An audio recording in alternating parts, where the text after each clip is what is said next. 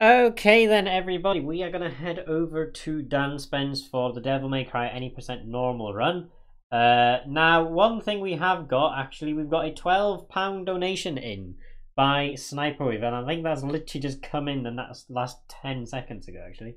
And comment says, when underestimate, oh well, have some charity money and let's see that Halo Reach incentive. And that obviously completes the Halo Reach incentive. So when we get the Halo Reach run, now we get to see Ice Cold Killer surviving as long as possible on the level Lone Wolf. So I'm very happy that we get to see that now. That has been reached, and that's absolutely incredible. So anyway, put your hands together. We got Dan Spence on with Devil May Cry. So we'll get that over right now. Let me just load up the stream first. Probably should have done that first, but there we go, never mind. But yeah, so we're going to head over to DanSpence, and we're going to have a good Devil May Cry any percent normal run to watch.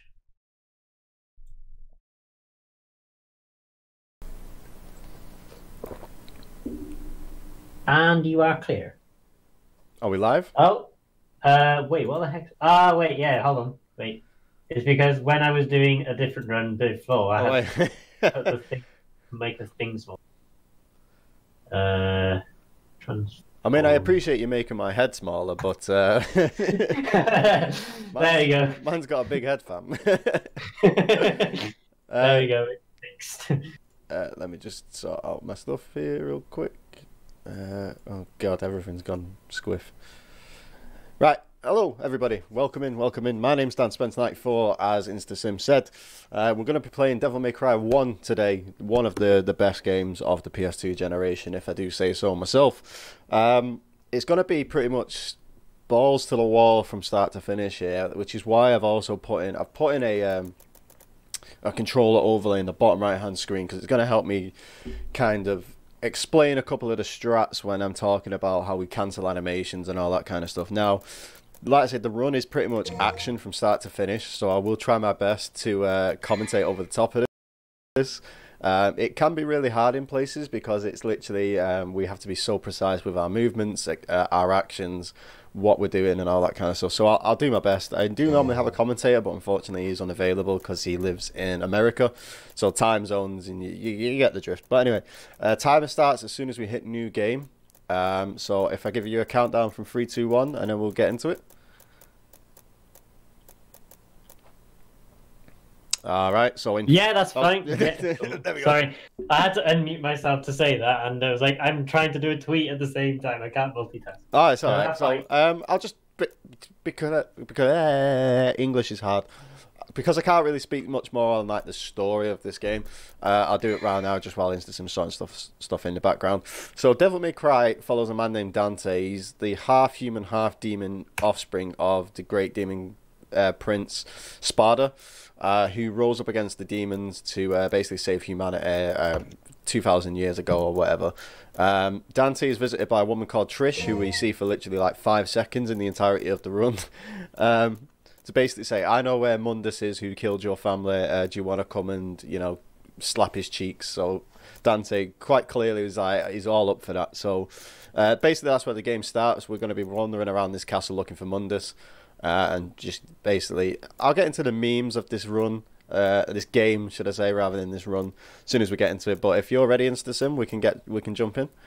We really do appreciate memes, as I'm pretty sure you've noticed in the chat. Memes are great, especially Yorkshire tea based memes. So yeah, who's been talking crud about Yorkshire tea, man? Can't be doing that. Oh, Sniperwave, he's been talking crud about Yorkshire tea all day. Nah, man, Yorkshire tea the best. I mean, I'm sat here drinking Costa, so I can't say much. Sponsor. So anyway, yeah. Costa, if you'd like a sponsorship, call us. So yeah, we'll do a 3, 2, 1, and then we'll get into it. So 3. Sounds good. 3, 2, 1. Devil May Cry. So like I say, we're going to start on a place called Malay Island. We're not going to see Trish until about mission 16. She does basically accompany us to this island, but then she disappears once we get here and basically says, yeah, you can do your own thing now. So there's going to be a lot of walking around, as you can see. So you can see I'm jumping up like stairs and whatnot. Believe it or not, that's actually faster than just walking up it. We're going to be doing that quite a bit before we get something called Stinger, which is going to be our main form of movement once we hit mission 3. So when it comes to Devil May Cry, you'll notice it's very Resident Evil-esque, and that's not just because they were both created by Capcom. That's because the Devil May Cry in development was originally meant to be Resident Evil 4. Now you can see the similarities between Devil May Cry and Resident Evil 4 straight away with the castle layout. So when they were basically making Resident Evil 4, it came so far left that they created its own IP, which is Devil May Cry, which is really a great thing, because now we've got 2 great franchises, both from Capcom. Both got some amazing games in there. So we're basically going from points A to B and getting some items here. So we've just got a rusty key, and we're going to get attacked. We're going to jump straight down here and just come basically back up on ourselves. Now we've got the key, we can open up a new area. So those enemies you saw there are the basic enemies. They're called the marionettes. The marionettes are like puppet-based enemies. Some have blades, some have shotguns. You get a few varieties. They're all in different colours as well. The colours pretty much indicate how much HP they have. So it goes from green all the way up to red. So we're going to hit this switch over here to activate the elevator to go down into the basement. Now I'm going to be doing something here called slash cancelling. Now you'll see what I mean in a minute.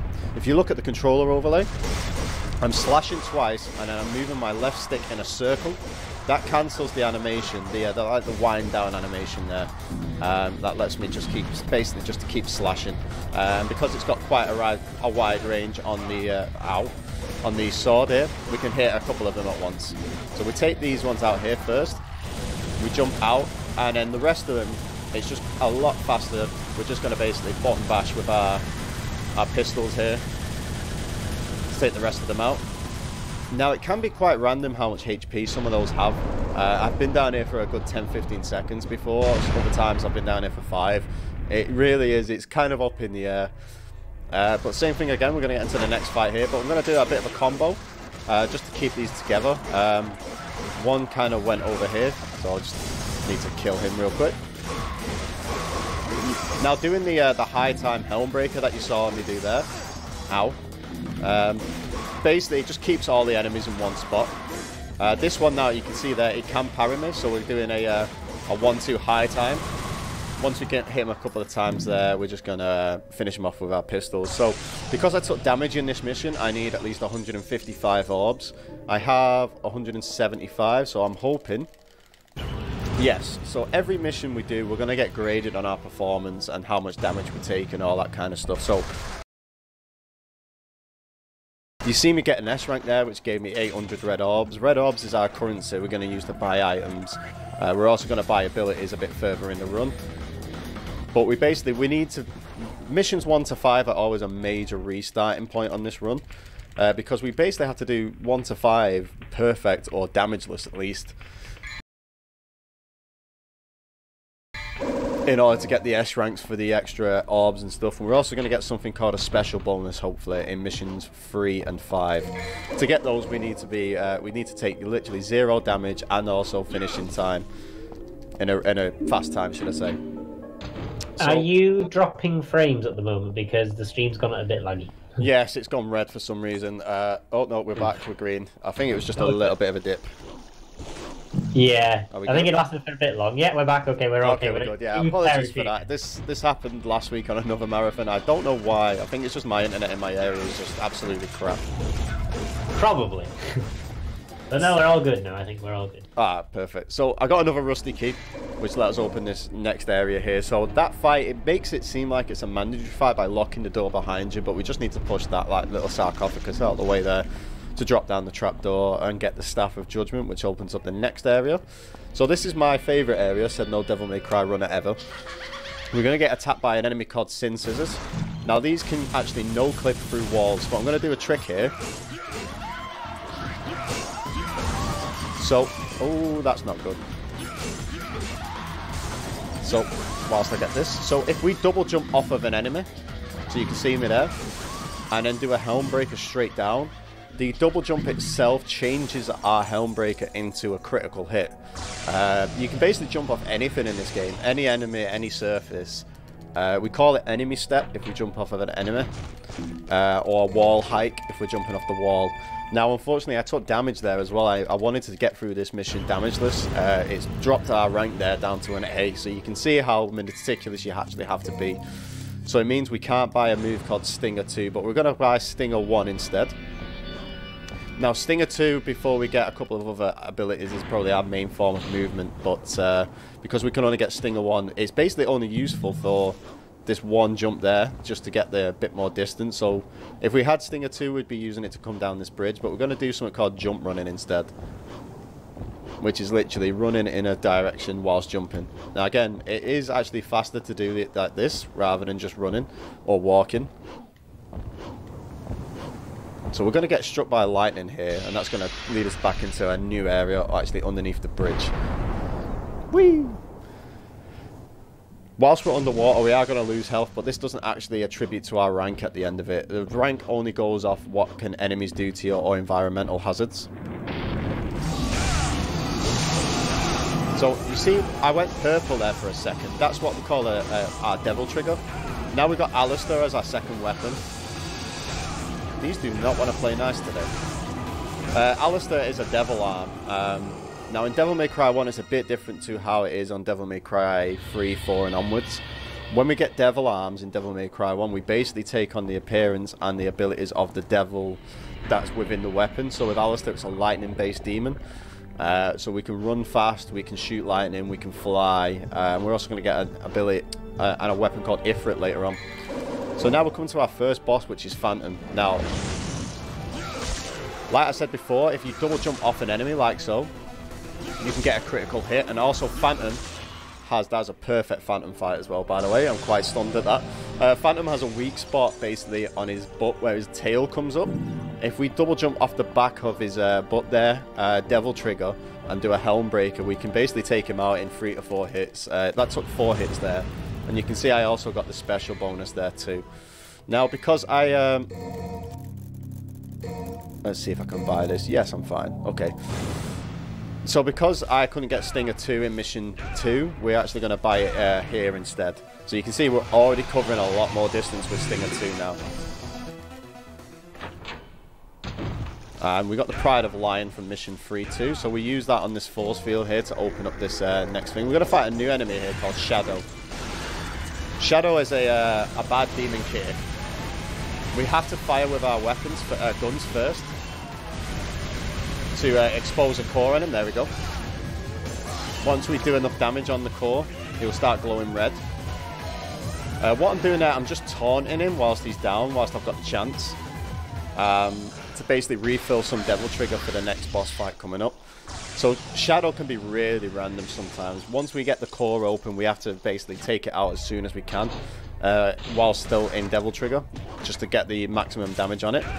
If we don't, then we basically have to cycle around again. The first one's quite an easy fight with Shadow, but we also have one in Mission 5 which can be dangerous. Especially because on Mission 5 we basically need to be completing that without taking any damage, and because his movement can be quite erratic. We've kind of found a little couple of ways we can manipulate movement in a way, but nothing as consistent as of yet. So this is Nello Angelo. Probably the easiest boss fight in the game. We slash 8 times using slash cancels, and we use a holy water that we bought earlier.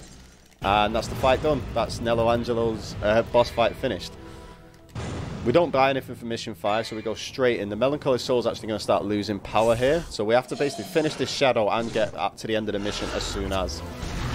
Like I said before, we want to do this damageless too, or not. So that only, it's not too much of an issue if we don't do it damageless. It just means we won't get special bonus at the end of this mission. He tried to grab me there. If he grabs us whilst he's glowing red there, he will blow himself up. But we'll also take quite a bit of damage too. It can be useful if we want to charge Devil Trigger, say if we've already took damage in this mission, so we know we're not getting special bonus. So I'm just going to get a quick orb cache up here. And we're going to carry on to the end of this mission. We're going to be stingering a lot through like these little hallways and stuff. And just do a Helm Breaker so we get down to the bottom of here real quick. And we're going to use the Melancholy Soul. And that finishes that mission. Now we got an S rank, but we didn't get special bonus because I did take damage from that shadow. Not too much of an issue. I have backup strats, of course, if this occurred. Ideally, we want to get the special bonuses on missions 3 and 5. We get 4,000 extra orbs, which basically means we can buy an ability called Air Hike, which is basically our double jump that I was explaining before off walls and stuff, but we can do it anywhere. We basically just make a platform underneath ourselves. So we use a holy water just to clear that room out of bugs, and then we go straight to the door. Now you heard that little sound effect in the background there. Once the bugs died, that means my devil trigger's refilled. So my devil trigger is the 3 runes you see underneath my health bar in the top left. We need at least 3 runes to activate it. If we don't have 3 runes, of course, we can't activate it, but we can keep track of how much devil trigger we actually have. When we're in devil trigger, like I say, we run faster, we do more damage, and we get super armor doing a couple of different moves. This is a new enemy type again, kind of like a little mini boss at this point, called the Death Scythe, but we just use the holy water and we mosey on out of there and grab the next key item we need for the game. Now, because I bought a load of holy waters and stuff earlier, I don't need to buy anything for the next few missions. We've found a way. Slickford, he just lost the world record, unfortunately, so I want to say shout out to Slickford for getting that in the first place, though.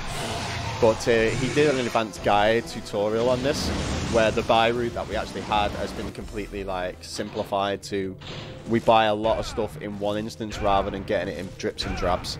We used to get a couple of holy waters here and a couple of holy waters there, but instead, because we know we're going to get special bonuses and where our orb count kind of is, we know we can probably buy 5 holy waters in the start of the game or bit further down the game instead of getting 1 in one mission, 2 in another, and so on and so forth. So before we get to our next boss mission, we're basically just going through a couple of different hallways with a couple of key items. That's a very Resident Evil-esque. It's key item to key item, area to area, and I did not mean to do that. We don't want that to happen, so we're gonna have to do this a bit slower.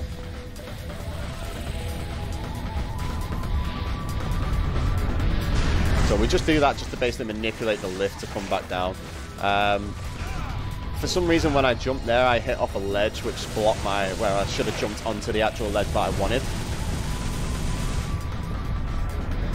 There we go, that's a bit better there. In true marathon fashion, that's never happened before.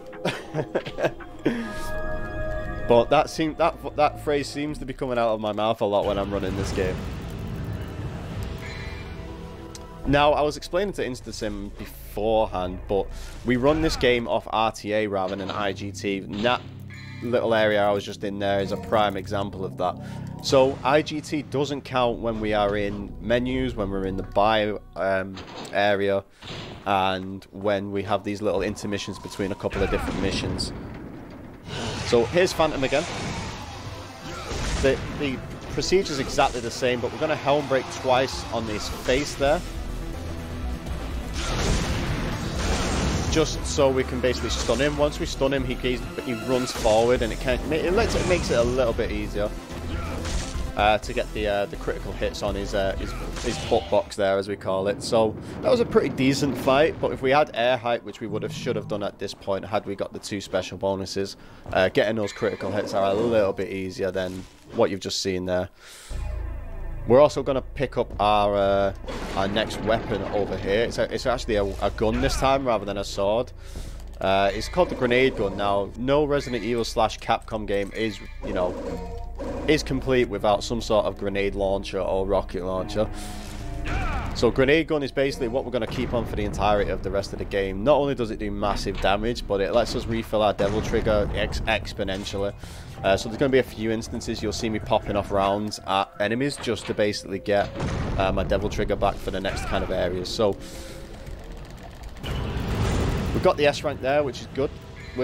Now that not getting special bonuses and not buying air height can be seen as a blessing sometimes, because we don't necessarily have to worry about our orb counts for a good portion of the run, because we've got the extra 2,000 / 4,000 orbs that we might be able to fall back on if needs be. We don't have to worry too much when we're getting near to end game and we're buying all sorts of stuff.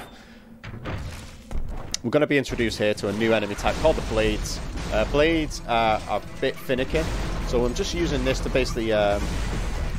normally the reason filling up the Devil Trigger is for a trick we call early gauntlets.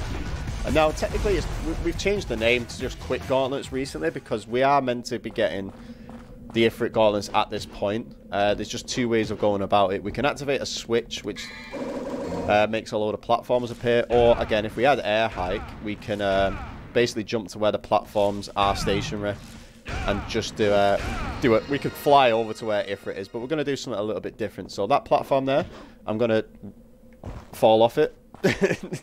That's all according to plan. All according to plan. Alright, so I'm going to go straight back over here. It's not a massive loss. Can you stop?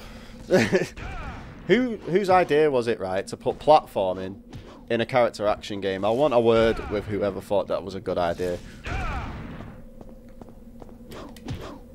There we go. That's how it should have gone. So we get a quick Ifrit there. Ifrit is a melee weapon with a fire demon infused. We're also going to find our next boss here. Here's Griffin. Griffin is a flying electric bird who's going to fire all sorts at us, but we're just going to punch this door and say sayonara Griffin, we're out here. Now before we could switch weapons as we would on DMC 2 and 3. We could actually swap him on this one just between Alistair and Ifrit using R3. It's never really explained, but it is something that you can do. This one is just a bit of a mandatory fight with a load of marionettes. We're also going to get introduced to a fetish, a new enemy called the Fetish, which is technically a marionette, but they're more deadly and they can also block our attacks, which is why we just used the grenade gun here. The reason I'm kind of like flying all over the place is because the recovery animation from firing in the grenade gun is quite long. So if we roll out of the way, we can basically circumvent that animation. I'm just going to grab some extra orbs there just in case. It just lets us fire off a couple more grenades before we should have been able to on the recovery. I'm going to use 200 orbs there just to open this door and finish this mission. Now mission 10 is an interesting one. Mission 10 is the next mission we're up to here. And it's a bit like a puzzle mission. We're going to get this like white light that we need to follow. That's going to go into a couple of different enemies. So we have to defeat the enemies to release the light. We're going to manipulate it to always go through the left-hand side. Now, the way Mission 10's been treating me recently, I'm not going to be surprised if it doesn't do what I want it to, but we're going to give it a go.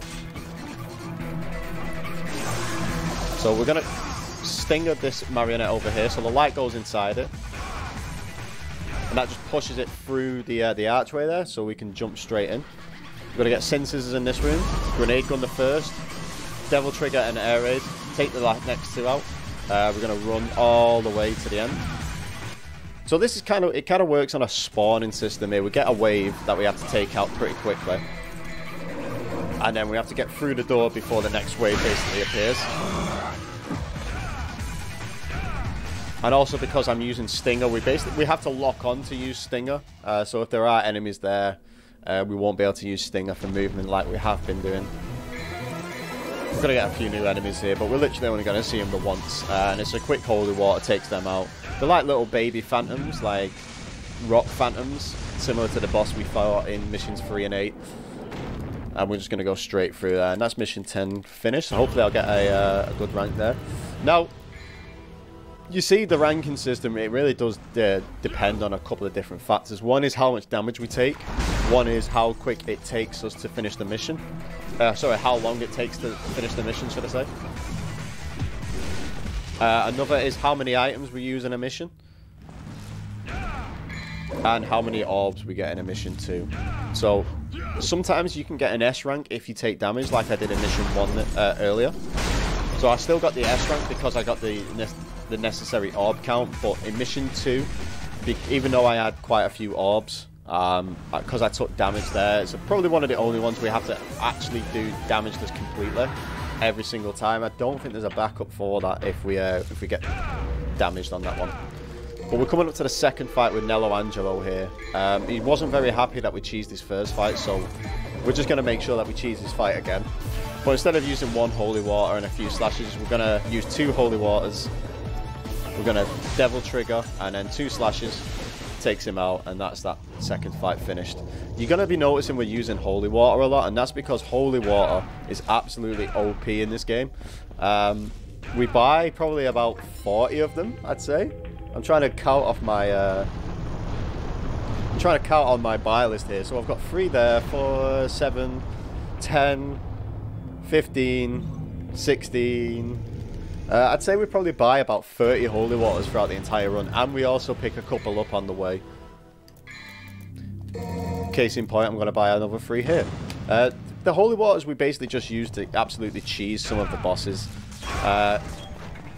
Most of the time we'll attack a couple of times using a specific move or whichever, and then we'll use a holy water to finish them off, or we'll just we'll use the holy waters to get their health down and then finish them off with a normal attack, or you know, there's a couple of variations. But we're coming here, we're in the ghost ship section here. I'm going to get a new item called an untouchable. Now an untouchable is going to come into play in mission 15. So I'll talk a bit more on the untouchable, what it does when we get there.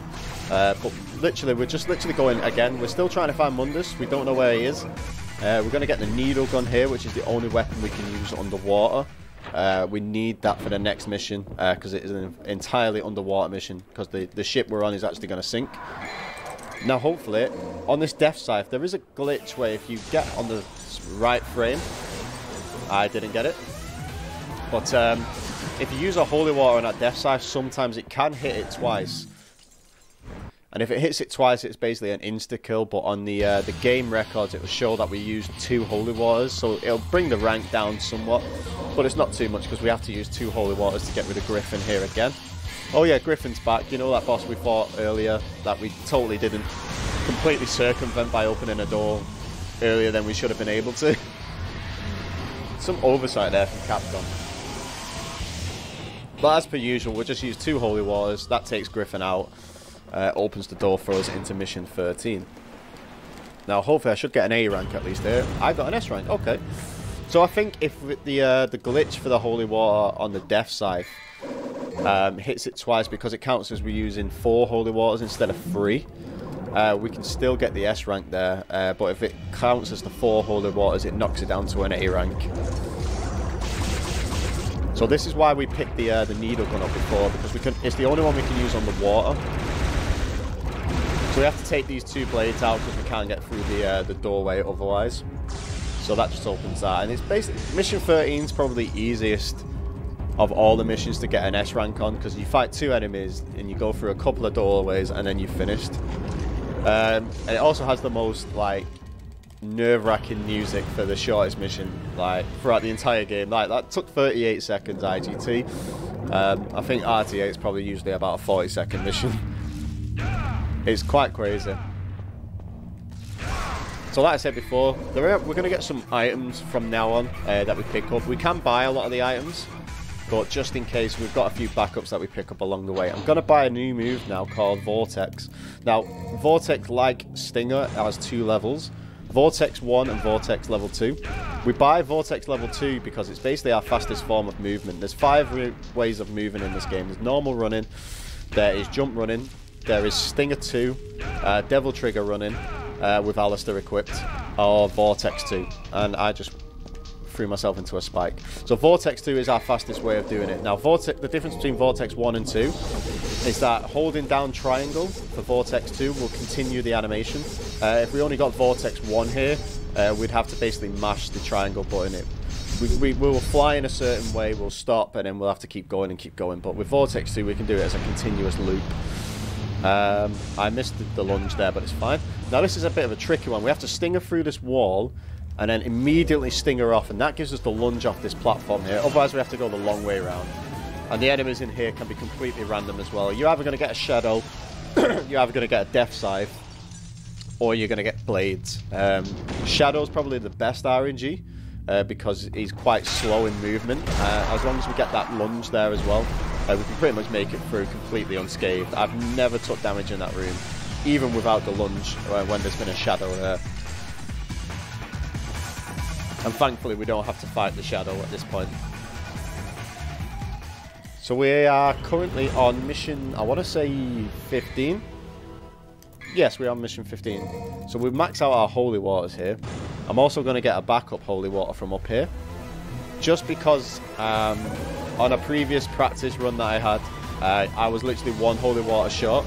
So I'm just making sure that we don't get that again. Now we vortex all the way over here. Now that line I've got recently will put straight to where we need to be on this door.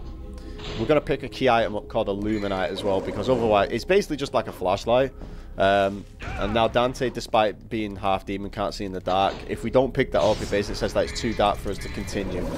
Now here's where the Untouchable I picked up earlier comes into play. Now as the name suggests, Untouchable makes us completely invincible, but it also puts us in a Devil Trigger state with unlimited Devil Trigger.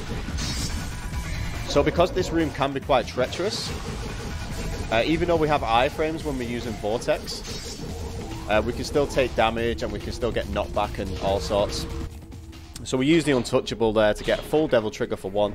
It makes us invincible and we can basically make our way through there pretty quickly. Shout out to Zeta for that strategy. I only learned it recently and I love that.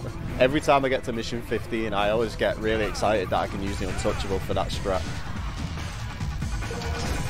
But it made us pick up the Lancers here, which opens this up to a new boss fight. Now this is Griffin 3, our final fight with Griffin. Now you'll be seeing a theme with these boss fights, and I mentioned it before that we use holy water a lot. So we use, this one has like 3 stages of a fight depending on his HP cap. So we use a holy water to get the first cap down, then he's going to start flying upwards. We Devil Trigger just to get more damage, and we're going to fire grenades at him. And then once he comes back down, we get that little cutscene where he flies back down. 2 holy waters and the fight's finished. And if you play this game casually, you might remember this cutscene as the one and only cutscene where we see Trish for all the 3 seconds. Bye, Trish. We're not going to see her again now for the rest of the game. But yeah, so Griffin actually doesn't really die from our hand. We kind of have a bit of respect for Griffin in terms of how Dante speaks to him in comparison to how he speaks to Phantom and other demons. But he gets basically impaled by where we come down for this lift. Mundus appears and says that he's failed him, so Mundus actually kills him off. And yeah, Dante's not very happy about the whole thing. So we're using Vortex again here just for complete movement all the way through. We're going to take out some of these sin scissors with the grenade gun just to get Devil Trigger, so we can use it in this area here. So we're going to use the Devil Trigger running all the way up the stairs. Once we hit the top, we're going to Vortex again. I'm not going to get the line right, but here we are. Now if that line was right, we could go all the way to where we need to use that key item here. Now, this is my most favourite part of the run, because we've already been in the castle, but now it's night time and we've used a couple of items and changed the scenery a little bit. Everything's basically different. So even though we're going through pretty much the same areas, they're completely different on the night cycle here. We're going to get into a new fight with... I can never remember the name of this enemy. But basically, it copies our moves. If we've ever played Devil May Cry 3, you'll know of the Doppelganger fight. He will always copy our moves depending on what weapon we have equipped. So we just take him out using a combination of high times and grenades there. So I've got nearly full Devil Trigger. I'm just probably going to stinger the one in here. There we go. That gives me full Devil Trigger just for this. You'll notice we get a lot of Devil Trigger just for like these kind of basic hallways. And especially now we have Vortex 2, we can just blaze our way all the way through to the end of each hallway there pretty quickly. Now we're coming up to our new fight called Nightmare. Now Nightmare can be really tricky, but I'm going to teach you how to do this in one cycle. We hit the switch before the fight begins, we roll around him so we get on his backside here. We farm Devil Trigger by hitting him with grenades. We're going to hit 5 fully charged punches. Use a holy water. And that's a one cycle Nightmare. Nightmare can give a lot of new players a really big bit of trouble here. Nightmare has a mechanic where, depending on how many times we attack a certain orb, it will give it basically a defense bonus in later fights. Now, each boss we fight probably 3 times. So the reason we do 5 fully charged Ifrit punches plus a normal one there is basically we don't want to activate his super armor too quickly for the next fight. If we hit him a couple more times, even just the once, when we get to him on Nightmare 3, if he has super armor and Nightmare 3, it's a bad time for everybody. If anyone ever watched my stream last night, you'll know exactly what I'm talking about. But we're coming up on mission 17 now, which is our final fight with Nello Angelo. He really isn't happy that we keep using these holy waters to basically just completely destroy him. We used 1 in the first fight, 2 in the second fight, so this is the third fight. You can kind of see where this is going now, can't you? Yet again, we have a new enemy type, the Frosts, but again, not a massive difference. 2 holy waters here will take him out. And they do drop quite a lot of orbs there, so we can just get some of these for a backup. It also gives us full Devil Trigger, so we can just vortex our way all the way through to the end of here. I'm going to taunt this Marionette. That way I can get some Devil Trigger back for when we come back through this room. And we're going to get this little dino skeleton over here. He's going to fire fireballs at us. We just need to knock 3 of them back, and then we can use the puzzle in this room to basically get our next key item going forward. I nearly did that too quickly then.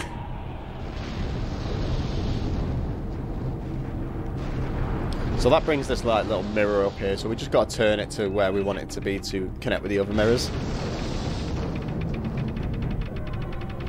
Also, whilst this is a bit of downtime, if there has been any donations, this is probably the perfect time, because after this it's going to be pretty non-stop from here on in.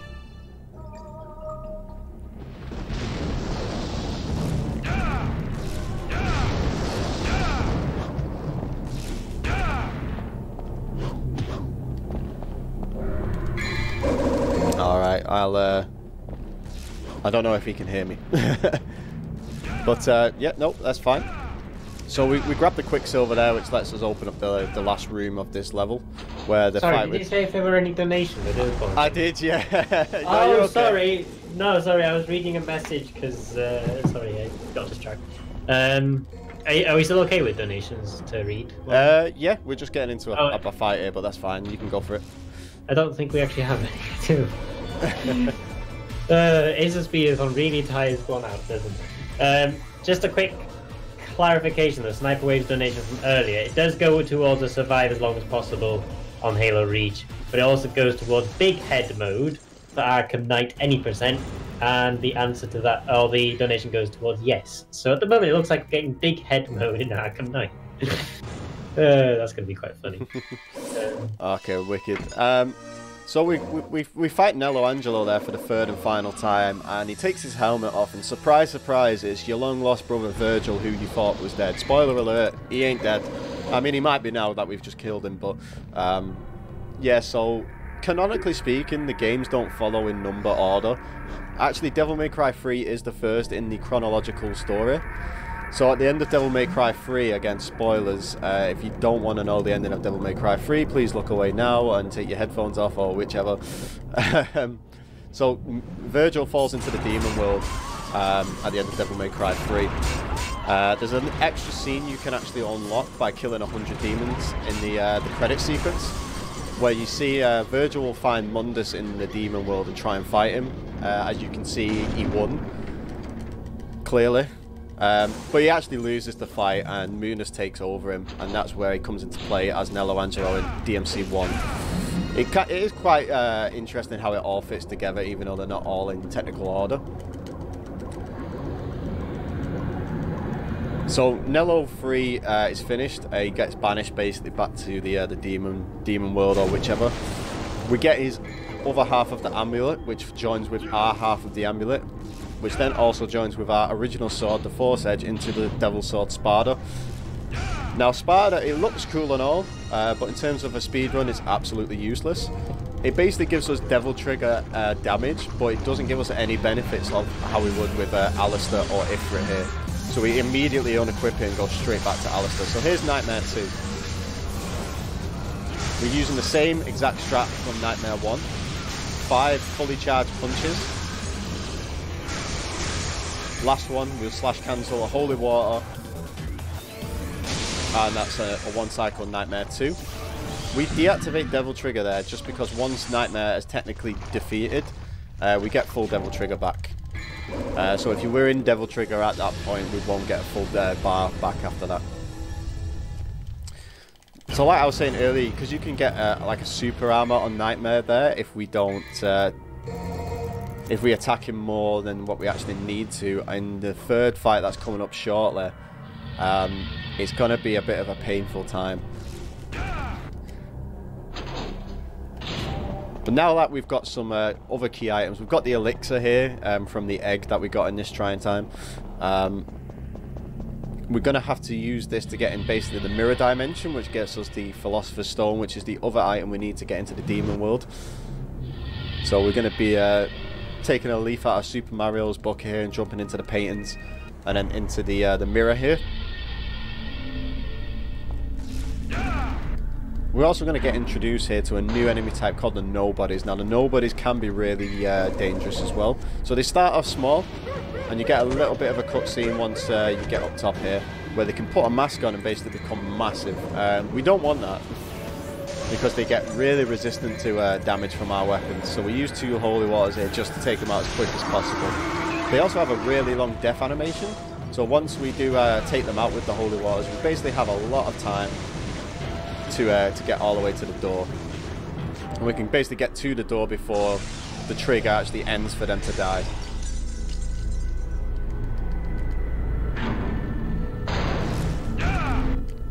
So once we've got both of these items, we can basically go back to where we fought Nightmare the first time.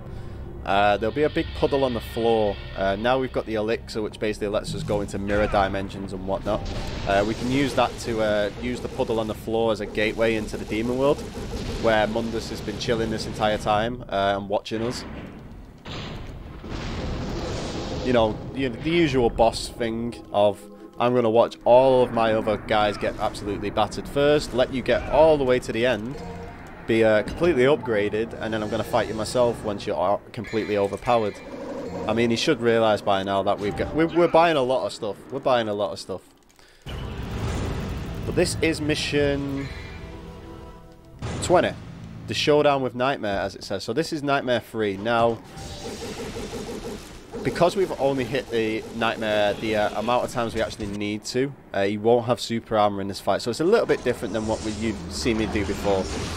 The same kind of start here. We hit the switch to make him come up from the floor. Wait for the orb to come out. We're going to do 4 fully charged punches. Slash cancel out of it, use a holy water. That will go push us into the phase 2 of this fight. Now you'll see I'm going to get lightning fired at me here. That's Trish. You know, the woman that we've known for 5 minutes has basically betrayed us and is trying to kill us because she is a demon made by Mundus to take us out. Who would have thought it? I mean, we hardly need anything. And it's also really interesting on that fight, because we used the holy water to finish the fight off there. What's meant to happen is once you get Nightmare down to 0 HP, he'll basically go flat on the floor, and another orb will come out, like the Master Orb. So basically all we do there is, because we're using the holy water, we hit both orbs simultaneously, and that's why the volume kind of spikes there. So I do apologise. Normally I give a bit of a warning when that's meant to happen, but I'm having so much fun giving commentary on here, I kind of forgot that was going to happen. I'm just too used to it by now. So welcome to Living Cave. This is a bit more of a exploratory mission. We're going to use Vortex here. See these little spaghetti type things on the wall? If they touch me, it's a bad show. It's a bad show, because if one latches on, it's not too bad. But considering multiple can latch on at once, it will basically drain our health before you could even say that it's draining our health. So it's really dangerous to get anywhere near them. We're going to fight some nobodies here. So because I'm using Vortex to get from area to area, I can use Air Raid at the same time to take the nobody's mask off. Then we're going to use Stinger and Grenades to basically finish them off, because they are quite susceptible to this damage. We can stagger them quite a bit. They also drop a lot of orbs, nobody. So if anyone's thinking about running this to get to here and they're thinking the orb count's a little bit low, feel free, you can grab the orbs from these nobody fights here. It's not too much of a loss.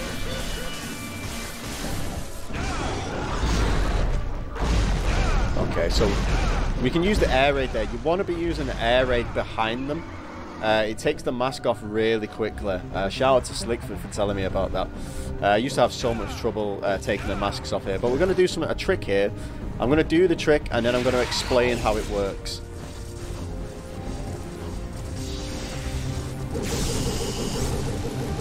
I'm not going to do the trick and explain how it works. So it can be a bit tricky, this one. Basically, Devil May Cry 1 has an automatic lock-on feature, so anytime Dante's near an enemy, it'll automatically lock onto them. We can use that to our advantage in here. It's something called Cosmo Climb. Now, Cosmo Climb was found by a runner named DE Cosmic, shout out to him, where basically if we air raid directly underneath the enemy and then Vortex, it will automatically lock on and basically Vortex straight all the way up. And we can use that to circumvent this entire platforming section. Now, unfortunately, I didn't quite get it there, but when that gets pulled off, it's a sight to see. But that gets us to this switch over here, which unlocks the final door that we need to open into the Mundus fight. So we're going to basically do our last buy here.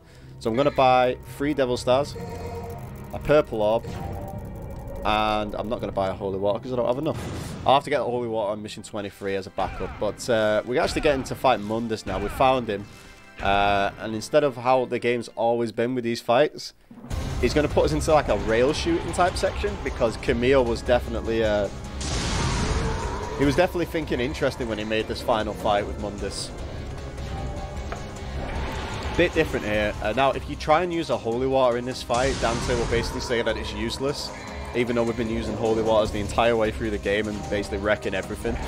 So instead, we're going to send out Puff here. The canonical name for this dragon is Puff, the Magic Dragon. So we go in, we buy the Purple Orb because it gives us a full stack of Devil Trigger. That lets us fire off 1 Puff, the Magic Dragon. A bit more damage than usual. Then we use Devil Stars to refill it after that. Now we're into phase 2, where we're not flying in the sky anymore. We jump in the lava with Devil Trigger. Then once we hit about 1 room, we go into the menu, use another Devil Star.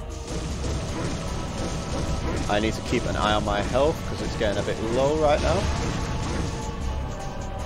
Oh no! I'm dead.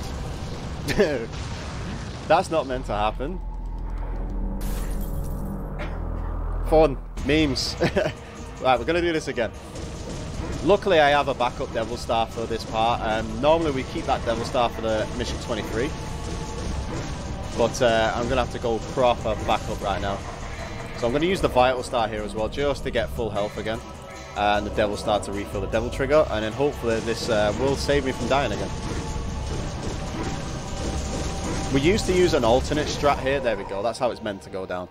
An alternate strat, which is we use the untouchable that we pick up on that fight to basically make ourselves invulnerable whilst we're fighting Mundus in the lava. It just means now that I have to buy an extra Devil Star here for this end mission. We had to get a Holy Water anyway, so it's not too much of a loss. But we are in the final mission now, mission 23. Fun fact, Devil May Cry 1 is the only one that only has 23 missions. All the rest have 20. Don't ask me why, I don't know. We're going to sting her off here at such an angle that we actually get the launch off. We call that Maxi Launch there. That's what Maxi Lobes found not too long ago. Oh, probably a couple of years ago now. 2 nobodies in this room. We Devil Trigger grenade both of them in the face. Use our Holy Water there. And that takes them out.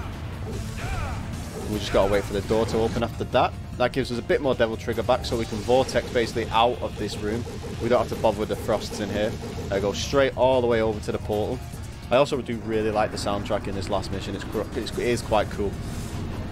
Going to launch all the way over here and jump on this lift. We're going to jump on this lift. We're going to jump on this. There you go. Once we get to the top, we can just kind of jump. It just saves a couple of seconds whilst we're waiting for it to come all the way up. This marionette, we're going to taunt. We're going to sting her, and then we're going to grenade gun just to get the Devil Trigger back again for this last room. 2 blades in here. We'll jump over the first one to avoid the damage. Pop a Holy Water, that takes both of them out. Devil Trigger, Vortex all the way to the end of the hallway here. You see, hopefully we can get, usually we can get quite close to the end of the hall before the door actually opens. We'll deactivate Devil Trigger. We'll use that Devil Star that we should have kept from the last fight. I had to buy an extra one, but it's not too much of an issue. Because Mundus is back and he's not very happy. That's so much so, he's full of spaghetti. So we're going to Devil Trigger Vortex straight into him, just take his health bar out. Then we're going to get a little bit of a cutscene where Trish isn't actually dead. Oh, I skipped way too early then. Once we get to that part, we charge up a shot, which instantly refills our Devil Trigger. And then we just skip the last couple of cutscenes. And in true Resident Evil fashion, we're going to do the Capcom escape in this biplane that somehow just appeared. I don't think Dante's got his pilot's license, but at this point, I think we're alright. Time will be coming up shortly once I skip the last cutscene, just to give you guys a heads up on that. You meant to shoot these spikes out of the way, but clearly I just want to hit them because we're here now. So, once I skip this last cutscene, and that is time. And that's Devil May Cry 1. It didn't go as well as it could have done, but we still, I think we still got a pretty decent time out of that. Great. Not too bad, 46:04.69. Oh, wow. What a nice... That's a really good run. Considering we dropped a couple of strats here and there, that's for a 46 finish, that's good. Yeah, 0.69 at the end there as well. Very nice. Nice. As always. That's the sex number. number. Oh, yeah. It's the funny number. But yeah, that's Devil May Cry 1. Very different to how Devil May Cry 2, 3, 4, 5, as you can clearly see, like I say, because it was meant to be Resident Evil 4 in development. You can clearly see that they changed everything once it hit Devil May Cry 3 to make its own IP. DMC 1 and 2 is very Resident Evil-esque in terms of how it looks and how it plays, so... And we got a 41.36 IGT as well.